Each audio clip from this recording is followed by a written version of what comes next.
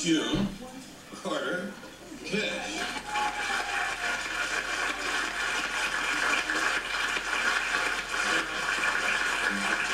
What'd you say, June? I said, I think I need to borrow somebody's glasses. Actually, John kind of told you how this happened, and oh, my old war buddy. Thank you. Seems like I borrowed your glasses. See wonderfully well. This will give you a little idea about how this happens in this book. This really happened to my sister Anita Carter and Helen and Mother Maybelle and Uncle Doc and Carl McConnell and my daddy and a whole bunch of us that was in this car one night. And this, well, you'll find out as we go on. I call this the wake story, and this comes along before everything that came out of this story, this particular night. Oh, there goes little trailer, just like ours, Mother Maybelle exclaimed. I peeped up my head from where I had it nestled on my sister Helen's shoulder. She was crouched in by a banjo near Carl McConnell and Anita in the back seat of our 1941 Cadillac. Mother Maybelle was sitting up front with Uncle Doc and Daddy. Uncle Doc Addington, Uncle Carl, and Carl were a part of our radio program. Mother Maybelle's brother was driving fast just outside of Petersburg, Virginia. It was late, raining hard, and we were making the best time we could after playing 2 shows somewhere in the Tidewater area. 2 shows I remember. After all, the Carter sisters and Mother Maybelle had a very early morning radio show there on WRNL, Richmond, Virginia. I had to get there early. I was meeting Dr. Douglas S. Freeman. He was editor of the Richmond News Leader and the Times-Dispatch. And he used to come early to the radio stations to do his editorial by radio. I was to answer that telephone for 1 hour after our radio show, and Dr. Freeman was this special friend of mine, and he kept me up on current affairs since we were at war in the Pacific and Europe. My modern problems got a lot of answers from my friend, Dr. Freeman, but I had to go to John Marshall High School just like everybody else my age. Wonder what do you think about that little silver handmade trailer with that long tongue and that hook flying just right out of our car? It passed us, went down the ditch, over several broken down boxwood hedges, and oh no, it can't be, but it did.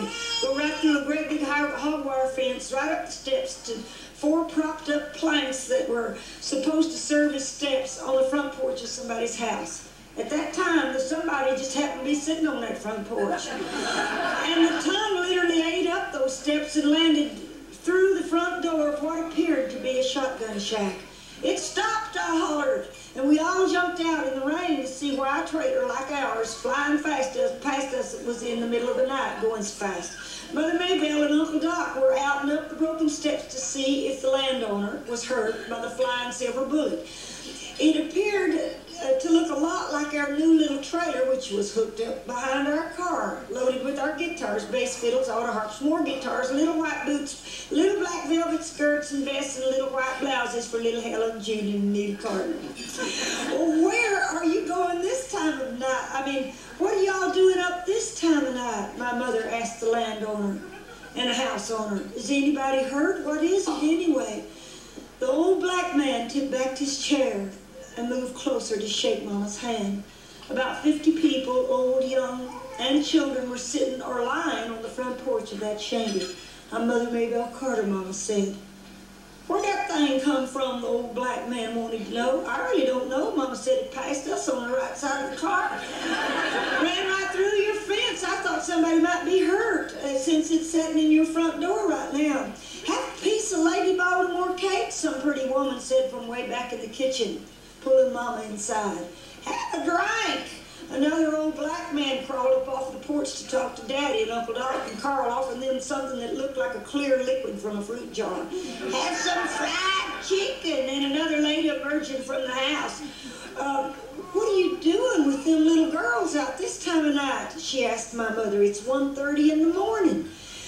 We've just played 2 shows about 40 miles below Petersburg, Daddy said. Well, the rain was falling off my nose and down my cheeks, and the wind blew a damp southern breeze. Helen and Anita and I waded through the people to get near to the Lady Baltimore cake. Carl McConnell, the banjo player singing the part with Uncle Doc and Carl of the early radio days, was waving both hands by now and standing up behind the black Cadillac in a mighty empty spot where our little new trailer used to be.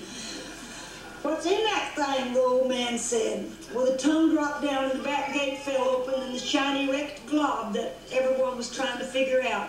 "Oh, no, it can't be, but it was our little trailer," Mama cried. And it sure was, because Helen's accordion just hit the ground and managed to squeak on its own without the benefit of the pulling or the pushing of her left arm and hand. The accordion spilled out in front of the whole neighborhood in the outskirts of Petersburg, Virginia. We just stood bug-eyed, rich to the bone. "Oh, we're so sorry we ruined your fence," Mama said.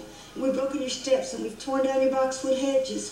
It's a brand new little trailer that we got today to pull behind so that we'd have our guitars and the gear and all the glue for the show dates. We're so sorry. Trailer hitch broke. I guess the trailer flew off, went right in, took the ditch. We've just caused you so much trouble." "That's no trouble at all," the old man said. "We've got the trouble, real trouble in this house. Our mama's dead." Somewhere way back in the kitchen we could hear the crying of the family and the friends. Daddy tried to pay the black man. I hid behind Helen and Anita, hid behind me, as they pulled the wreckage of our trailer and the precious instruments out of the disaster area. Uncle Doc and Carl waited to see if they could do anything. The old man wouldn't take our money. We sat on the porch. Some cried, some drank, some moaned a wail reminiscent of remembered days of ancestors from Africa. We didn't know what to do. We'd run our brand new little trailer into the front door of a wake. We got closer to the big table in the kitchen, though. Helen and Anita and I had some Brunswick stew and some homemade bread. Daddy had fried chicken. We had chocolate pie and apple cake, and I saved a piece of the Lady Baltimore cake and had some baked beans and tater salad. The old man, surrounded by his family and friends and loved ones of that grand old lady that lay and stayed in the parlor surrounded with flowers, walked up to my mother and said, "God bless you, lady, for coming here tonight. God has his ways of doing things. Forget about the wreck. But if you really are Mother Maybelle Carter, would you please sing 'Will the Circle Be Unbroken'?" The light bulb hung from a small frayed wire in the ceiling, and Uncle Doc took his guitar and Carl his banjo. Daddy huddled us girls close, and Mama stood near the shining faces of that old black man and 50 or so loved ones. She cradled her auto harp to her heart, turned on that special little twinkle in her pale blue eyes, and over the corpse of that grand old lady, whose spirit was on its way to the kingdom, sang, "I was standing by my window on a cold and cloudy day when I saw that hearse come rolling for to carry my mother away." And that's where those recipes came from.